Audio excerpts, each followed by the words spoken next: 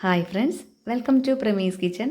ഇന്ന് നമ്മൾ പ്രമീസ് കിച്ചണിൽ ഉണ്ടാക്കുന്നത് നുറുക്ക് ഗോതമ്പ് ഉപ്പുമാവാണ് കേട്ടോ.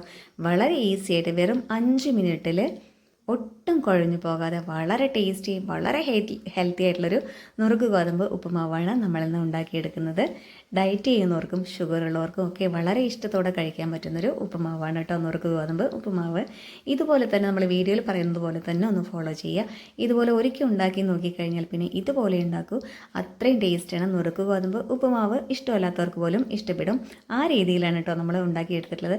അതിന് വേണ്ടിയിട്ട് ഒരു സവാള കനം കുറച്ച് അരിഞ്ഞു വെച്ചിട്ടുള്ളതാണ്, 4 വറ്റൽമുളക് പൊട്ടിച്ച് വെച്ചിട്ടുള്ളത്, ഒരു ചെറിയൊരു കഷ്ണം ഇഞ്ചി കനം കുറച്ച് നീളത്തിൽ അരിഞ്ഞു വെച്ചിട്ടുണ്ട്, 2 തണ്ട് കറിവേപ്പില, ഒരു പച്ചമുളക്. ഇത്രയാണ് നമ്മൾ എടുത്തിട്ടുള്ളത്. 1 കപ്പ് നുറുക്ക് ഗോതമ്പാണ് കേട്ടോ എടുക്കുന്നത്. ഇനി അത് വെള്ളമൊഴിച്ച് 1-2 പ്രാവശ്യം നല്ലതുപോലെ ഒന്ന് കഴുകിയെടുക്കാം.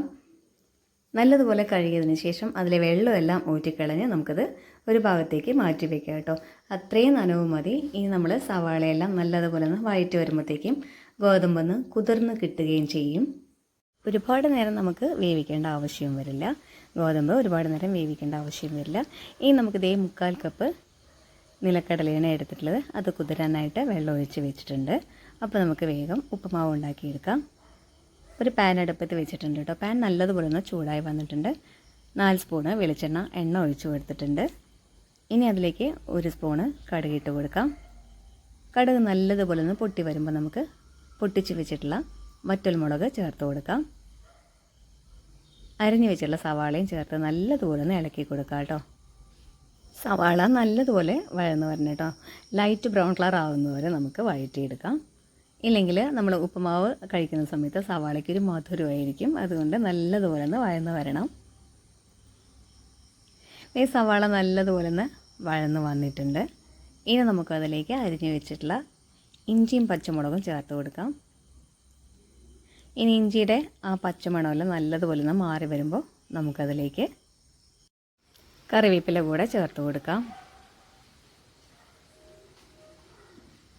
ഇതെല്ലാം നല്ലതുപോലെ വഴന്ന് വന്നിട്ടുണ്ട്. ഇനി നമുക്ക് നമ്മൾ വെള്ളത്തിൽ കുതിരാനായി വെച്ചിട്ടുള്ള നിലക്കടല ചേർത്ത് കൊടുക്കാം.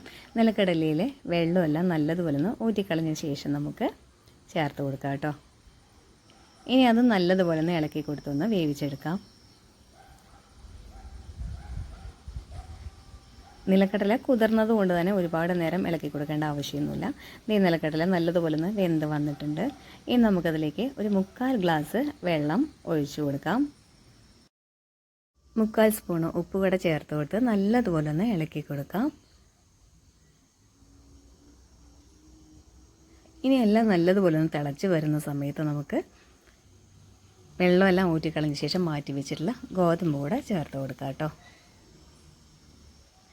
വെള്ളം നല്ലതുപോലെ ഒന്ന് തിളച്ച് വന്നിട്ടുണ്ട്. ഇനി നമുക്കതിലേക്ക് ഗോതമ്പ് ഇട്ട് കൊടുക്കാം. കണ്ടില്ലേ, ഗോതമ്പ് പാകത്തിനൊന്ന് കുതിർന്ന് വന്നിട്ടുണ്ട് കേട്ടോ. കുതിർന്ന് വന്നിട്ടുള്ളത് കൊണ്ട് തന്നെ നമുക്ക് ഒരുപാട് നേരം അങ്ങോട്ട് വേവിച്ചെടുക്കേണ്ട ആവശ്യമൊന്നുമില്ല. ഒരു 2 മിനിറ്റ് നേരം നല്ലതുപോലെ ഒന്ന് ഇളക്കി കൊടുത്തിട്ടൊന്ന് ഇളക്കി കൊടുത്തൊന്ന് വേവിച്ചെടുക്കാം. നല്ലതുപോലെ ഒന്ന് ഇളക്കി കൊടുക്കുക കേട്ടോ. ഇല്ലെങ്കിൽ അടിപ്പിടിക്കും. അതുകൊണ്ട് ഇളക്കി കൊടുത്തുകൊണ്ടിരിക്കുക. ഉപ്പുമാവ് എല്ലാ ഭാഗവും ഒന്ന് വെന്ത് വന്നിട്ടുണ്ട്. എങ്കിലും ഒന്നുകൂടെ ഒന്ന് എല്ലാ ഭാഗവും ഒരുപോലെ ഒന്ന് വെന്ത് വരാനായിട്ട് നമുക്കൊന്ന് ഇളക്കി കൊടുത്തതിന് ശേഷം ഒന്ന് മൂടി വെച്ചിട്ടൊന്ന് വേവിച്ചെടുക്കാം കേട്ടോ.